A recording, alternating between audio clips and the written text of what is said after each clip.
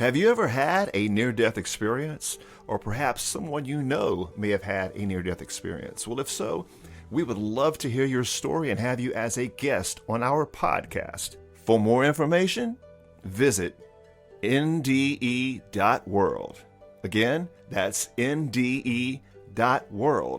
We would love to hear your story. Ladies and gentlemen, you're listening to the NDE WORLD Podcast. Okay, good morning, good morning. Welcome Good to morning. another wonderful episode of the NDE WORLD Podcast. I'm your host, Ashton Lewis, and with me we have our lovely assistant, Miss Daphne Lynn. Good morning, Daphne. How are you today, girl? I am super duper duper today. Even on this kind of cool and dreary morning, it's still beautiful. It is. It is. I have an actual saying myself that I say it to people. In fact, I was walking on the beach here just last week, and I said it to a guy. He was just kicked back and checking out the waves. I guess you can tell the tourists a little bit different than the locals, Yeah, but you you can can. tell. And I was just walking along the beach and was just talking about how beautiful the weather was, Gotcha. And so definitely, absolutely beautiful weather. And my saying was, every day is beautiful, regardless of the weather. So he said, Exactly. I'll adopt that and use that. Okay. I'm like, cool. Yeah, that's fine. So, and it's true, Most definitely. you had kind of mentioned that, and it is, if you compare it to other days, today is kind of I don't know, it's definitely a heavy overcast. It's cool. It's damp. It's been kind of drizzling. So that's the kind of weather. Going into those more cooler Cooler fall, times of the year. Absolutely. fall and So. winter for the coast. And it's beautiful. Every day is beautiful. It is. So anyway, again, as mentioned, we are the NDE World Podcast group here. And today we're going to kind of touch on the actual NDE itself. However, there's another facet of NDEs that's known as the DNDE, okay? And we're going to kind of touch base on those and share with you maybe the difference between the two. And there's also what they refer to as a hybrid, which would be kind of an NDE that has kind of a combination of the NDE of the actual The pleasurable more with the constructive, distressing. pleasurable. Yeah, thank you. And more of the distressing. So we'll look into that. So for those of you out there who are just kind of learning about this, let's kind of go over what an actual near-death experience is, and and without getting too much into it, because we are covering this on previous episodes, but in a jest, what would you say an NDE is? Stands for near-death experience. Where someone has clinically been dead and they have an out-of-body spiritual experience and come back to their body and have the memories of what happened outside the body. Okay, perfect. And we had discussed that the actual experience, no two are alike. No. They are all unique to every individual. They are influenced by perhaps cultural upbringing, religious location. Geographical. It just depends. They could be influenced by these. I'm not saying that everyone is influenced by that, and we do say it like that in a sense. But the truth is they're all so different. We can't say that every single one has every single one of these elements. Right. And I guess this is the beauty in it. Not everybody experiences these NDEs when they have a clinically dead moment. Not everybody comes back remembering these things. True.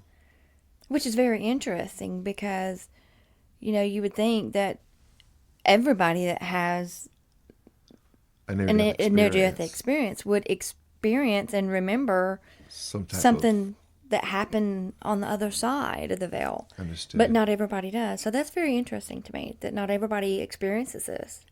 No. I believe that my mother had one.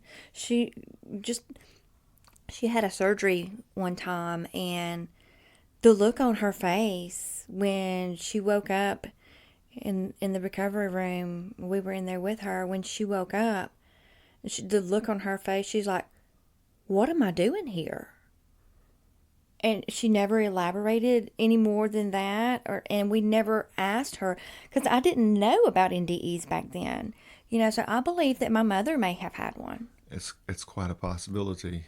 Yeah. Quite a possibility. And you'll just have to ask her on the other side now. Oh, yeah, most definitely. Yeah, but that'd be cool if, like you said, if you were aware of that at this Then, time. yeah.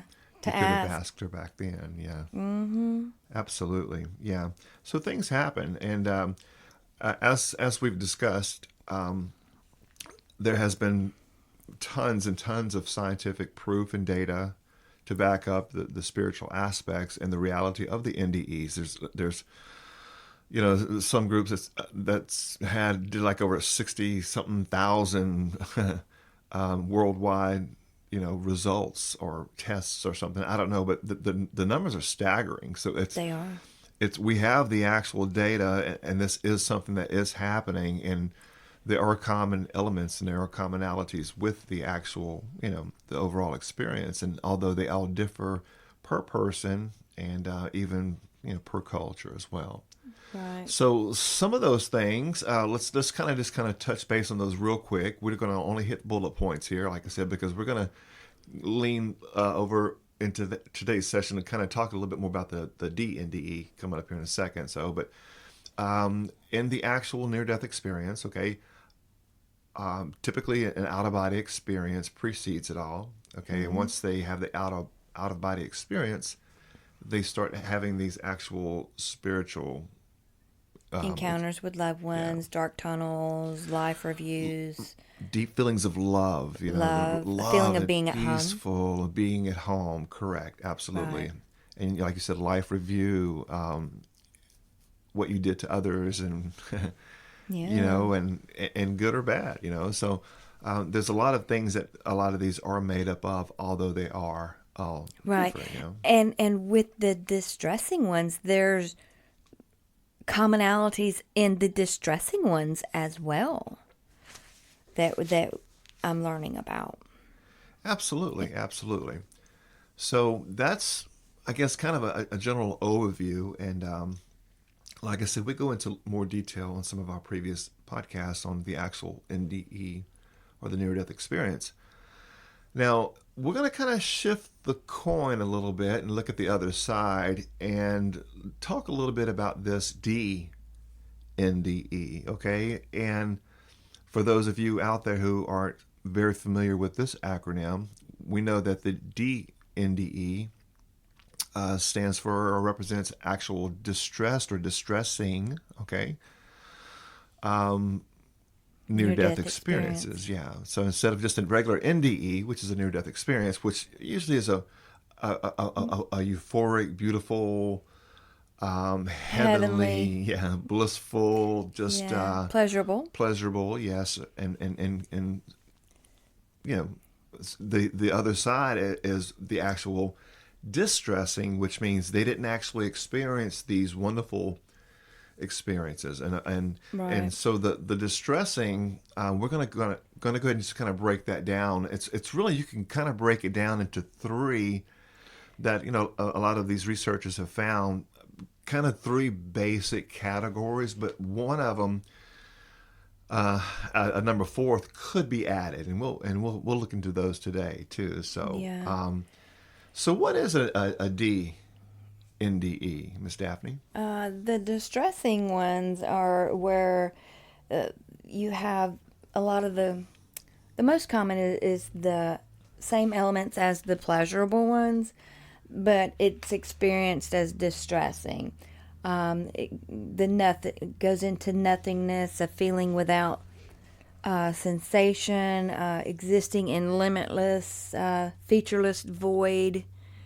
And then there's the hellish, which is of the popular imagination, the religious dogma of hell, what it is.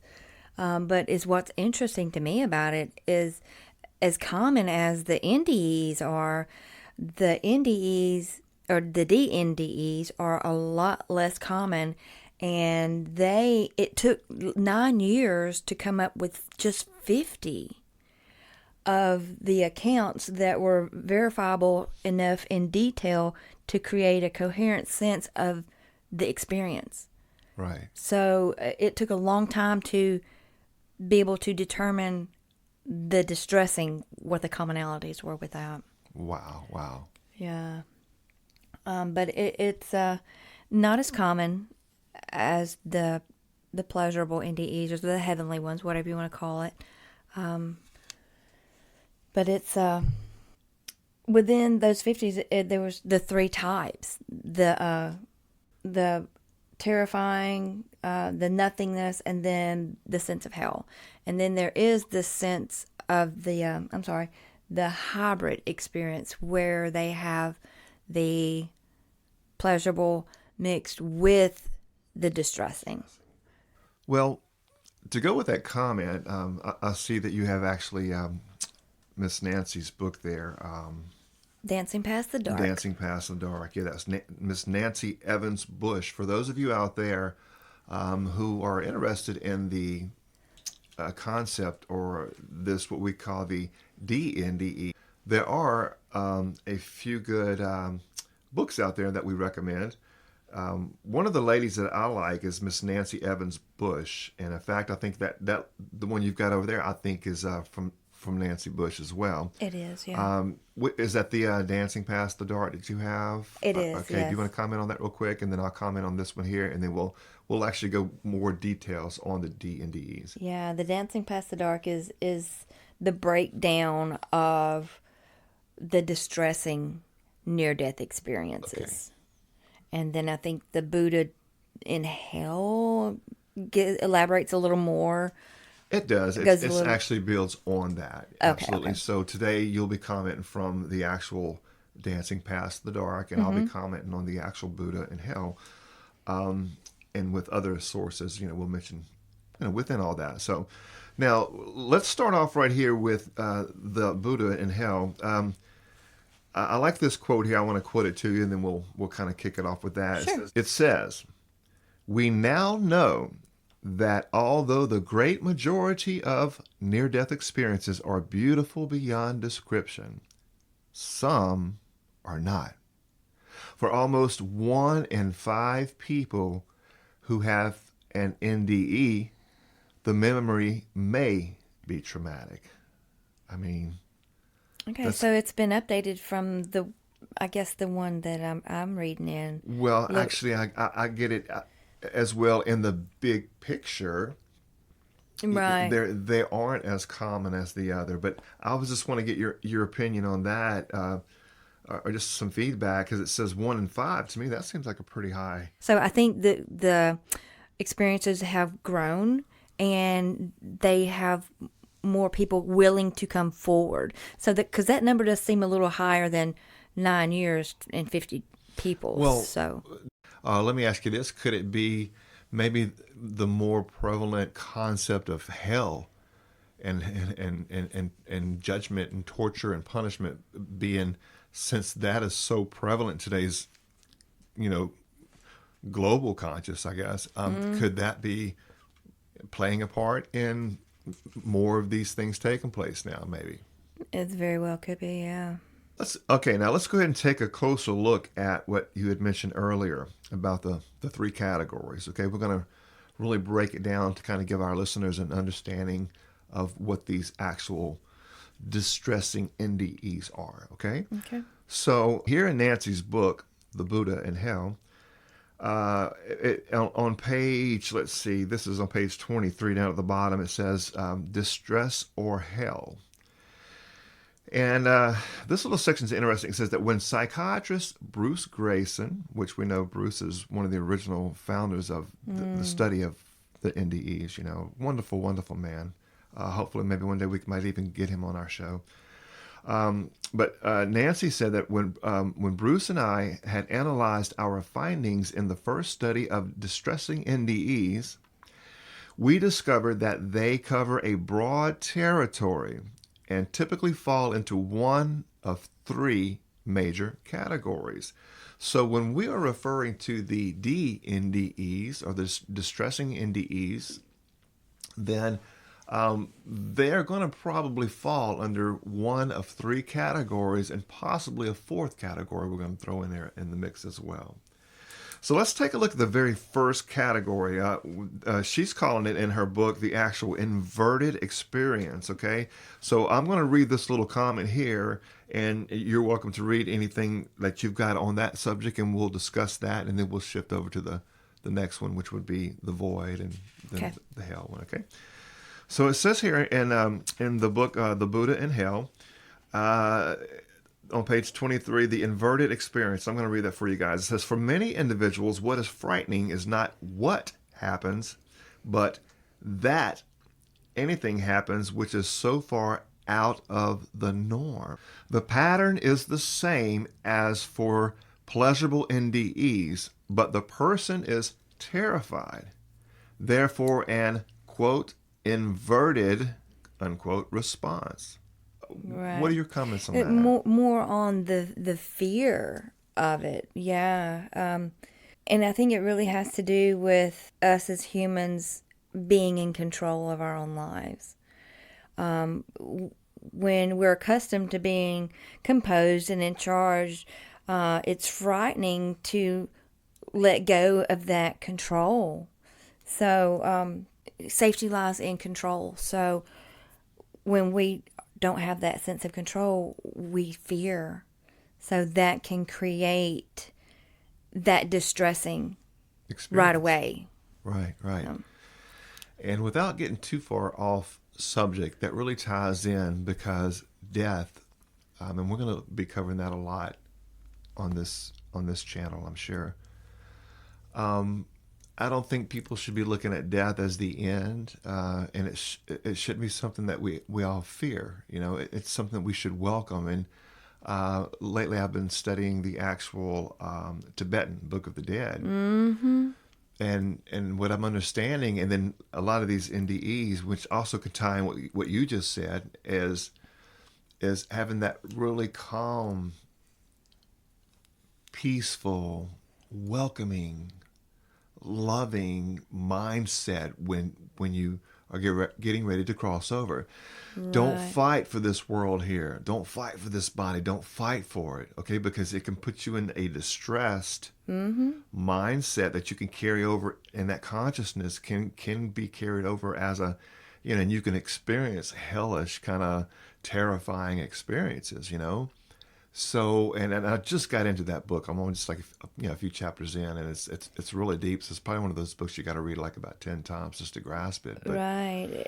Actually, from what I'm understanding, from what I'm hearing you talk about it, because I haven't had the opportunity to read that yet, but you're saying that it's kind of breaking down how to release from this side in Correct. a pleasurable way, so that it's not distressing and holding to this life. Right, and these were supposed to have been experienced by monks that had put themselves in certain meditations and have died, went on the other side, gathered all this information and brought it back and documented all this, and it's been in that group for thousands of years. That is very interesting. Yeah, and when they get closer to death, all like the say like the Dalai Lama, for example, when they get closer to death, they will actually go into this book, the Tibetan Book of the Dead, and start training themselves. They'll start learning what, just like you prepare yourself for life and you train yourself for things in life. They begin to train for that afterlife, train for that, and then, but they train to go into it in the right mindset, the right peace, the right everything, and it's supposed to be the secret to gaining enlightenment in the eternal. That would really tie in with raising your energy and your awareness. That way you can be on the higher vibration. Absolutely. Going into that life cycle on past this side of the veil. I'm glad you mentioned that, because we actually have a whole episode coming up on vibration alone. And when you understand that everything is vibration and that you actually vibrate yourself, okay? Mm-hmm. And humans vibrate at certain frequencies. You know, the earth vibrates at a certain frequency. The trees, the animals, everything vibrates, okay? Mm-hmm. And, you know, even getting into like the principles of hermetics, you know, the principle of vibration, everything vibrates. So when you understand that spiritual beings, or even light itself, vibrates at a higher, way higher frequency. Okay, it's all here. We're all here. Like if life was a giant television set, okay, and depending on what channel you're vibrating at or what frequency you're at is what realm you're actually experiencing. Okay, you can actually change your frequency and change your reality. You know, you can vibrate at higher. And so if you can get yourself to vibrate at high vibrations when you transition from this phase to the next, it's to your advantage. And without getting too far into what that particular episode is going to be about, even the original Jesus, the actual Yeshua himself, in the actual gospel of peace, actually breaks down and tells you how to have the ultimate vibration that you need vibration, to carry that over to the next realm. He tells you even how to get rid of your sins, you know, your things that could pollute your temple. He tells you how to keep your temple clean. He tells you how to do all of this. Now, this is pre-Christianity, okay? This is taken from books that the Christian Bible was supposed to have been taken from when they created Jesus of the Bible and you know, made the God man. So, but we got a whole section on that, and we're going to break down because it's really mind blowing. Once you know how to vibrate, your spirituality is going to be on a level you can't comprehend. But the beauty of that, you also know how to vibrate, crossing over into the next life. Or there's no such thing as the next life. It's the next phase of this life. You know, there's only one life, I believe. And see, I've heard it before, and I thought it was original, my own thought, but apparently it's not. There's not. But life near life experience. That has been said before, and I think it was in my Remember book that I read that in. I was That's cool. Wow, that is pretty interesting. So it didn't even come from my own thought. It's implanted in there. Yeah. Because it is not a near death experience, because this realm, death is what we made up. Yeah. So the next level is more life, because we're living now. It's just more life, just a different phase of life. You don't get bummed out when a caterpillar crawls up and makes a cocoon and goes in it and hibernates, do you? No. Because you know what comes out next. And we're what just happens. Transitioning. It's just a transition. You know, you got to... Yeah. And there's been, say even within the actual Bible itself, illustrations of, you know, a seed has to be planted. I think even the Messiah's mouth came, you know, that, you know, a seed has to be planted before it can grow. So, you know, exactly. We are these human bodies. Body's going to have to be planted. Going to have to go back to the earth it came from. But that spirit, you know, it keeps on going. It really does. Well, let's go ahead and take a look at the second common element of the actual DNDEs. The void. The void. Right here in Nancy's book, here on page 24, it says that the void, another type of distressing NDE, carries a sense of total aloneness in empty, endless, featureless space, perhaps feeling abandoned in the cosmos, in what is called the void. This is sometimes called an experience of no-thingness. Instead of nothingness, it's like no-thingness. Yeah. Because everything disappears, leaving only whatever is potential, and potential is invisible. Imagine that you step outside your home one night into the dark and find everything vanished. Everything. Including the building you just left, the ground under your feet, stars, moon, people, trees, insects, your feet. It's only you. That is your consciousness and space. You may receive a message that earthly existence was a trick or a joke. For all you can tell, it's just gone. How about any comments on that? Yeah, the void. That is one of the most popular ones that I have been reading about in this book is just the void. You know how one guy's experience was he said he found himself off of the planet and just going up and way away into the air and beyond the solar system, beyond the galaxy, out beyond anything physical. And then he could see that. Let's see, let me back up here. First, I thought I'd just go with it to see where it went, and I stayed as calm as I could and just kind of went with the whole thing, and part of it was all right for a while, and then it became more intense for him.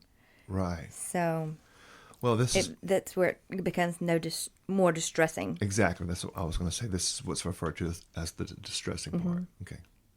And he said he often felt traveling at an extremely fast speed. So that was interesting on that for me. You know, because a lot of the NDEs, on the regular NDEs, the pleasurable or heavenly, it's like time floating, stand still. That time really doesn't exist on that side. So on the distressing, it's more moving faster. Seems like from what I'm picking up on that. Yeah. So we can see by these first two examples how compared to a normal near-death experience, a pleasurable. Yeah. Would be more pleasurable. These are distressing in the sense that it could be something, like in the first example, could be something just out of the norm. You know, things that are happening that you can't really explain. It's really kind of messing with. It could be, so that is distressing, okay? And the second example is the void. So you can see how if you just ended up in some kind of nothingness, and that's all that there is, that can be pretty distressing, okay? Right. And that's where she, in the Dancing Past the Dark, she, under her section, Under Control, she talks about, safety for us as humans lies in control, what we can control. So for most of us, when a situation is beyond our knowledge or skill, then distress follows. Like I used an example recently of jumping out of an airplane. So when you know what's coming, you don't have to be fearful. But in these circumstances, it's images and things that's going on that you're not really familiar with. You don't see in the everyday life. So it distresses you. And then once you're distressed, it takes you even farther. Fear begets fear. Because if your conscious is creating your worlds and your reality, then you can see where if something's distressful, it can create distressful circumstances. Well, I've always heard that fear, there's nothing to fear but fear itself. And when you're in distress, if you're distressed, it creates more fear. So it makes it more intense.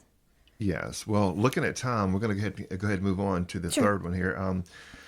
And this is the one that most people hear about and fear about.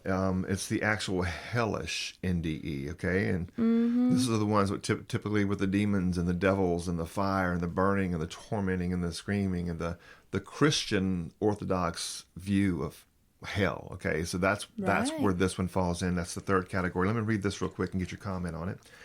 The least common of the experiences is the perception of being close to or in hell. And keep in mind, this is the least common of the experiences as well.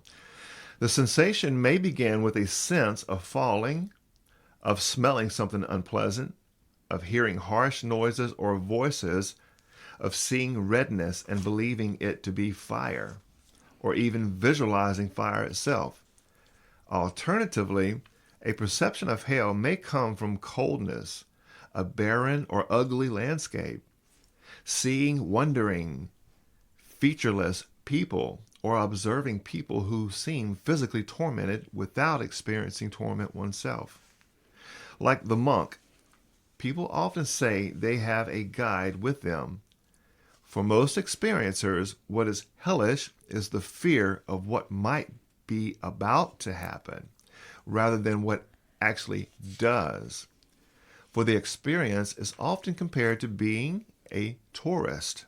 On the other hand, in the intense shamanic initiation type of experience, there may be a sense of being torn apart, then reassembled and returned to a new life.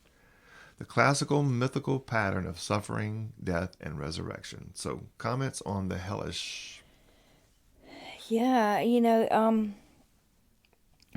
her Dancing Past the Dark book, Nancy's book, this type, I'm using quotes here, she says, this type is hell of the popular imagination. Right. So the hell that we know today. Yeah, it's created from the dogma of religion. So it's not necessarily real. We don't know that for a fact. But from the experiences, they also have that flip side of the good. But the hellish ones, this one experience in this book, she said that Jesus Christ led her to hell and left her there. So, why would Christ take you away from him? But it's just, I can't imagine having one of these experiences, but it is pretty intense for these people that have had them. And of course, it's per person, it's the individual. We have to realize that there's something in these experiences that has to be learned. There has to be something changed in their life to get them to a higher vibration. That's what I'm understanding. They all are lessons, both the good and bad. Right. That are their lessons that could change that person's life. Are they evidence of the afterlife? Who knows? I don't know. None of us can answer that because nobody has actually went to the other side. Crossed so completely over. Right. But if it is, then, wow. That's all I can say is wow. Mm-hmm. So that's pretty much the basic three fundamental categories when we're talking about distressing NDEs. In other words, they all aren't, demons and devils and torment and torture. Okay. Very few. Very few are, but they do happen. They're of that third category. Okay, for whatever reason, and it's typically for a lesson for that person to change their life, or for whatever reason. Of course, your normal one would be the first category was the inverse, the actual. You're having it's an experience, but there's things happening that just you're not really able to make sense of, and it's just not normal. You're part of your thinking or comprehension, and that's distressing. We get that. Okay, Now the second one is the void. You can see if you wake up and you're just, okay, wow, there's nothing here, there's nothingness. Being in that nothingness after a while can become distressing. Okay? Right. And of course, the third category is the hell or the hellish type. Now let's take a look at one more here, and we're going to go ahead and wrap things up. This is just a possibility, and as a fourth category that she's got in her book here on page 25, and I will go ahead and close with this, and I'll go ahead and get your opinion on it real quick, as the life review guilt, okay? Because we know that the life review is very common in a lot of NDEs, but it seems to me, from what I understand, that life review is even more catered to the Western world. I've heard that Western society, there has actually been other cultures and all that don't really have a lot of life reviews. Exactly. Okay, let me read that real quick and we'll get your comment. A suggested fourth category, involves NDEs with a life review in which the experiencer feels he or she is being negatively judged. Some people have reported feeling crippling guilt because in a life review they could feel every painful thing that they had made others feel during their lifetime. An identification of hell may also come after the NDE itself, when a bewildered and frightened experiencer tries to figure out what happened and decides it must have been hell. Well, it just makes me think with the judgment that, or the feeling what everybody else felt, is that you see this on the regular, the pleasurable NDEs, the heavenly NDEs, because I think it really has to do with what all you've done in your life for you to really feel extreme pain or extreme pleasure. Or just, okay, this is something I done, I feel bad for it. Because the judgment, the feeling pain of others is even in the pleasurable or heavenly NDEs. Absolutely. And think about that. Like we had mentioned before, it's the ultimate way to balance things out, is for you Right. to have to experience what you have made others feel. And that way, that's why you can see how that they can come back and they say, wow, that was like being in hell. Right. You being Yeah. tormented from what you did to others, So you can Exactly. see how that would be a part of that. And is what comes to my mind is one of the pleasurable NDEs is the guy, he was having this blissful experience and went through that life review and had to feel what everyone else he had hurt felt. And he said, no, I can't take this anymore. Stop. And this was just a couple of instances in his life. But it was so intense, he could not take anymore. He begged for them to stop. Exactly. And that would fit under this category. Exactly, but it was a pleasurable experience. Right. So I think it has to do with But could where be you are in your distressing. mind, what level of vibration you're on, that you have these experiences. If you're in the lower chakras and in that lower state of vibration, you're not going to have a positive or a higher vibration pleasurable NDE. Absolutely, which ties in with what we had mentioned earlier about vibrations and things like that. So we'll go ahead and bring that up on the. Actually, we'll bring up here on the next Within the next couple of episodes. yeah. We'll talk about that. Okay, so let's go ahead and close up. And for the listeners out there, we need to really get an understanding of what hell actually is. And hell is not what the Christian Orthodox has created, okay, for fear and control. But in Nancy's book here on page 86, I'm going to close with this in today's episode. We're going to move things on here. But it says, at the bottom, it says, from the winter 2011 issue of the magazine Vision comes, quote, Hell, Origins of an Idea, unquote. It says, brief, well-written, and to the point, this article makes the important and usually overlooked observation that it was the turn from Jewish to Greek thought that produced hell as the West has come to know it. And the other quote here says that a comprehensive sight about the difference between the teachings of Jesus and what became Christianity is the book Yeshua Before 30 CE, from which come a number of fascinating pieces, including the article, quote, The Church's Development of the Hell Myth, unquote. This is a clear and succinct history of the development of Christian thought. In addition, the article builds its case with a wealth of quotes from early sources. Any final comments? Yeah, it just makes me think of what she said in the Dancing Past the Dark book. When it talking about the third type of distressing NDE, hell is of the popular imagination. Wow. Amazing. So that it all plays a part, I believe, in these actual experiences. So we're going to go ahead and wrap things up, guys. It's been a wonderful morning, or you may be listening in the evening where you're at. It doesn't matter. It's fine Or as even long as you're nighttime. hanging out with us and listening. So it's been really, really, really great episode. I feel really good about Most being definitely. able to share this information with everyone. And again, those books were Nancy Evans Bush, and one was Dancing Past the Dark, and the other is The Buddha in Hell and Other Alarms. And we're going to be quoting from these books throughout our episodes, Yeah, and so this you will is- hear more from them. This is just a couple of the books from this episode. We have several books on NDEs. Right. So we'll definitely be using them all. So, Most okay. definitely. I guess we're going to wrap things up looking at the clock on the wall here. We're able to get some good time in. So you guys take care. We love you all. And peace be with you. Until next time. Love you guys. Be the light.